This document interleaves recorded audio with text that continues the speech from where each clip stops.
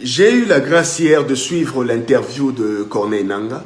Je pense sa dernière sortie, juste en scrollant sur les réseaux. Et je me suis arrêté un peu et quelque chose m'a vraiment interpellé et intéressé. Et en méditant dessus, j'ai compris quelque chose. Corneille Nangaa se plaint de l'ingratitude du président Félix Tshisekedi, disant que c'était un accord. C'est lui et d'autres qui ont décidé de le mettre à cette place.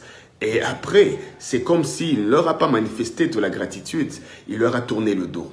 Et j'ai commencé à vraiment réfléchir sur ça et j'ai compris une chose. Je me suis rappelé d'une prophétie, je pense qu'il y a encore sur les réseaux, que j'ai aussi vu sur les réseaux il y a très longtemps, l'homme de Dieu Duncan Williams ou Al-Floukaou qui avait prophétisé sur le président Félix que les années qui sont en train de venir, il deviendra président en RDC. C'est que nous tous le constatons est déjà devenu une réalité. Cette prophétie, je pense, était venue avant que ni Nangaa ni Kabila ne puissent organiser un mécanisme soi-disant pour le positionner. Il y avait déjà un dit de Dieu sur lui. Quand j'y réfléchissais et quand je méditais dans ce contexte de la prophétie du dit de Dieu et de la réalité qu'on constate et des plaintes d'ingratitude que nous entendons, je commence à vraiment méditer et j'ai fini par comprendre que ceux qui se plaignent d'une certaine ingratitude ne savent pas que la personne qui s'est défaite de leur autorité ou de cet engagement ou de cette messe basse qui a été faite pour le positionner, soi-disant,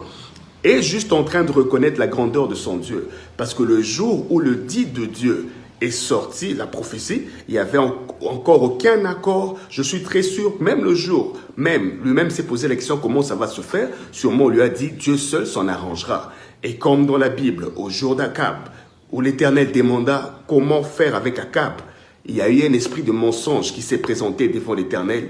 C'est un récit biblique pour aller tromper Akab et le mettre dans une erreur qui organiserait le plan de Dieu. Je pense que c'est ce que Nangaa et les autres ont vécu. Un esprit de mensonge est venu, leur a présenté Félix Tshisekedi et ils ont jeté leur dévolu sur lui en espérant, par son inexpérience, par sa naïveté ou par autre chose qu'ils ont vu comme critère de choix pour opter pour lui. Et ils ne savaient pas que cette personne avait déjà un dit de Dieu et que pour des raisons que nous tous ne pouvons pas nous expliquer, il y avait déjà une parole dite sur sa vie qui a fini par se concrétiser. On peut considérer Nangaa et les autres juste comme le moyen par lequel l'Éternel a accompli son plan ou son dessein, raison pour laquelle il peut être traité d'ingrat.